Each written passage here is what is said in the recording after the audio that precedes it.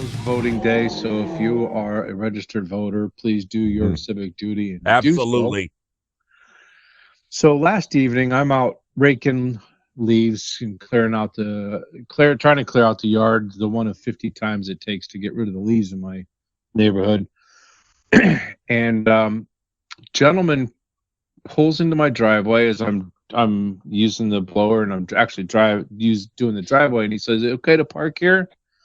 I'm like, "Yeah," and he's got a package in his hand, and he proceeds to go to my door. Now, as you guys know, I've got a double driveway that I share with my neighbor, and it was actually technically on my neighbor's side of the driveway, so he may have thought I was the neighbor.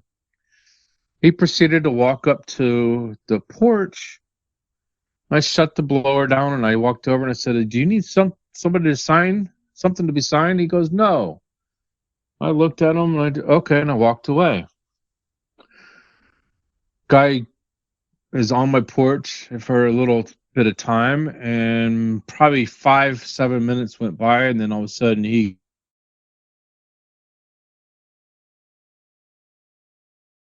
forward this, and I watched him take off.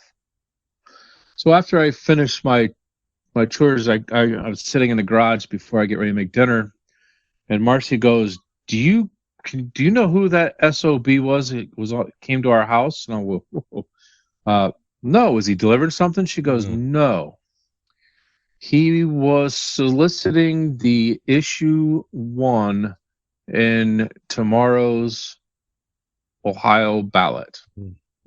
I guess Marcy's Ashley answered the door, and he was there for quite a few minutes, and finally Marcy caught wind of what was going on, and she abruptly looked at him and said, "Will you please leave my property, leave my house? Thank you." And I'm not going to get into the politics of issue 1 or what the meat of it is. The problem is this gentleman came in a private car, selected our house, drove in to our driveway, went to our door, spoke, left, and then he didn't stop at another house on our block. And as you guys know, there's 12 houses on our street. He was completely gone. So this was a targeted solicitation to my house. That's where the problem lies. Why did he target our house of all places for this amendment? Whether you're for it, whether you're against it, whether you believe in and for those of you that aren't here in Ohio, issue 1 is about the ban of abortion in the state of Ohio. Now, little backstory: you married my daughter-in-law, or my daughter Amy and Dylan, my son-in-law. Yes. So you know the family. You both know the family very well. Amy had a topical pregnancy about 3 years ago. That if she didn't have surgery, which in this case would be considered aborting, she would have died. Those ectopical pregnancies are very dangerous to women.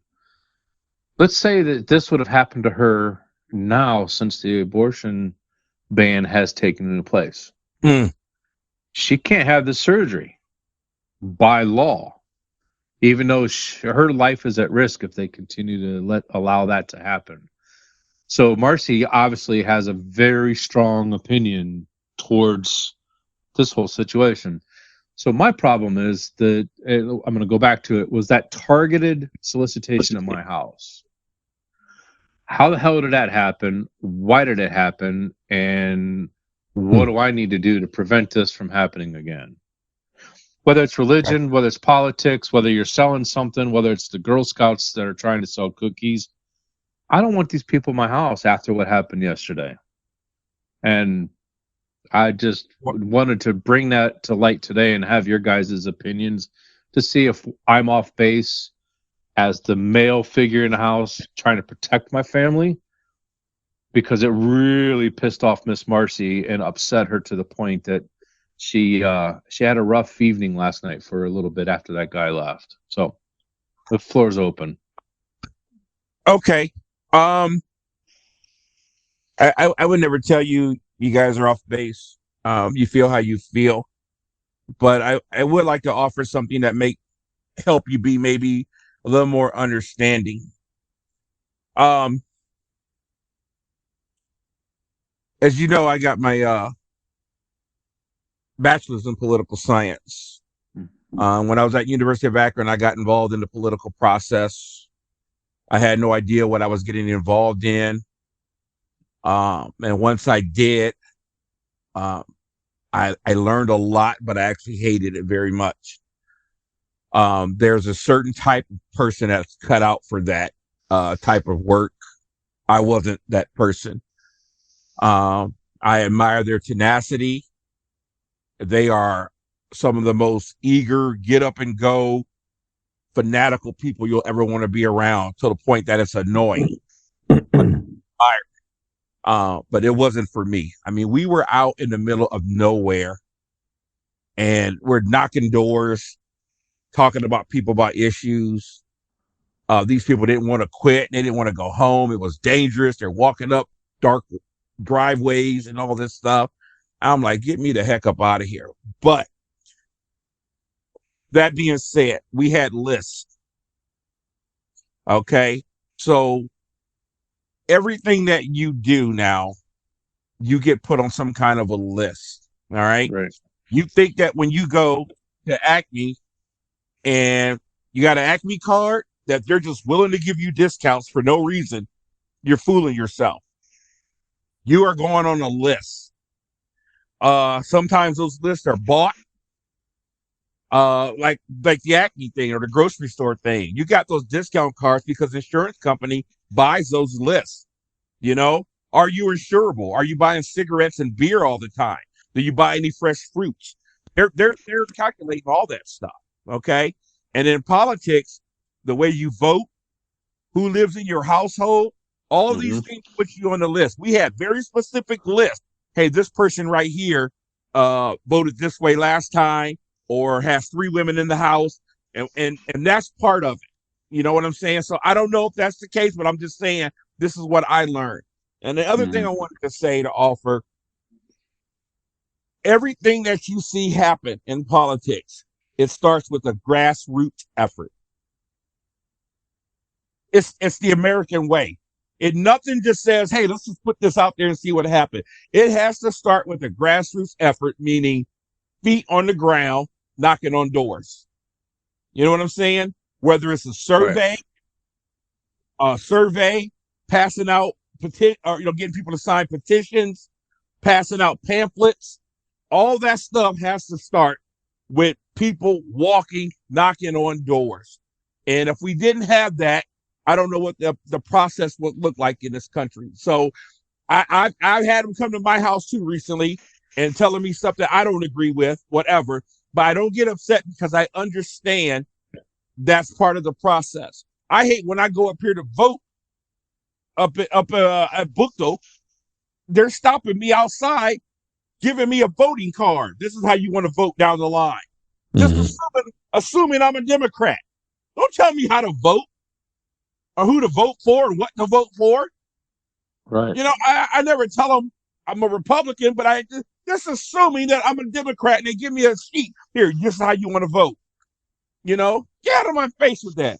But like I said, I do get it. I understand. So every issue, everything that goes on in politics has to start with that grassroots effort.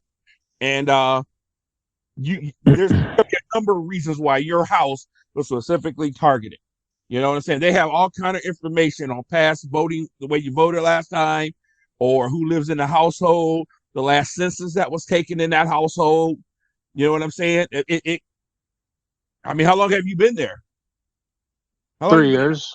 3 years. 3.5 years. Yeah, so the last census that was taken, that information could have been somebody else that was in that house. You never know. So there's a lot of reasons for that. That's just my thoughts. I got you. I get that side of it too. For me, if some guy come up to my house with balloons and a fucking large check, I'd still be hard pressed to open that door. You know what I'm saying?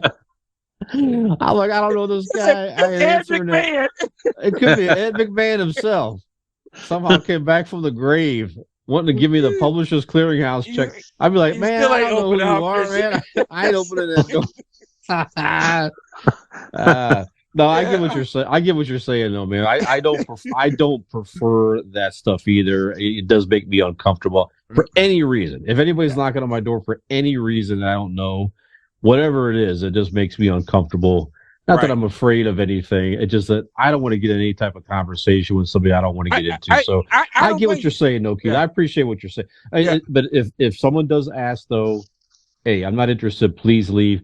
That person should leave right away and respect your decision and everything else and move on. That if you start to get into a debate with people that would like you to leave their porch, that can get uncomfortable and awkward for a lot of people. You know what I mean? So if your tact is for the good, record, I don't like it either. You know, and I don't like when somebody comes up to me when I'm getting out at the grocery store saying, "Hey, can you sign this petition? We're starting to do this or that."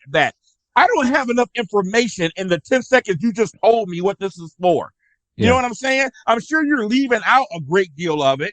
How do I know you're telling me the truth? And you want me to put my signature on something because you just told me what this is for in 5 seconds. Yeah. No, I'm not going to just sign something and I don't even know what I'm really signing and what all the facts are. And this is the first time I've heard about it. So I didn't say I liked it. I'm just saying it's the American way. Yeah, I get it.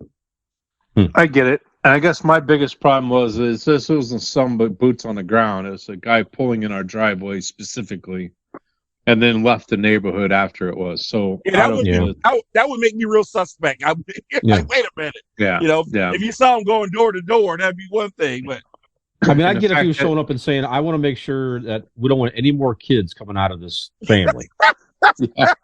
You know. Right. We need to sign this agreement, you know, something. He thought the Skinner household would be primed for abortion. Yeah, they should have thought that with having 7 girls. I think, they should have rethought that process. Anyways, no, I appreciate you guys' information. It just, absolutely, like I said, I didn't want to get into the subject of the issue 1 because that's just that's not what this show is about. It was it was the specific target of my house that really upset Marcy, and it upset because, to be honest, he discarded me when I said, "Hey, do you got something you need to sign?" And he said no, and he looked away, and I'm like standing in my own driveway going, "Well, who the hell is this SOB?" You know? Yeah. So I just went on with what I was doing, and then I find out, you know, half an hour later after I'm done, that there was an issue that I probably should have asked the guy to leave myself. But anyways, I appreciate you guys listening. And for those out there, like I said, whether you for or against any of the subject matters that are going up for debate tomorrow, please go out and exercise your right to vote because it starts with you. Yeah. All right, fellas. Issue 1 is one of the I think it's one of the toughest subjects to deal with out there right now, and so we need everybody to vote for sure. All right, thanks, Skinner, man. Hey, this is Skinner from ItCameFromGenX. If you like this video, please hit the subscribe button and like, and we'll see you next time.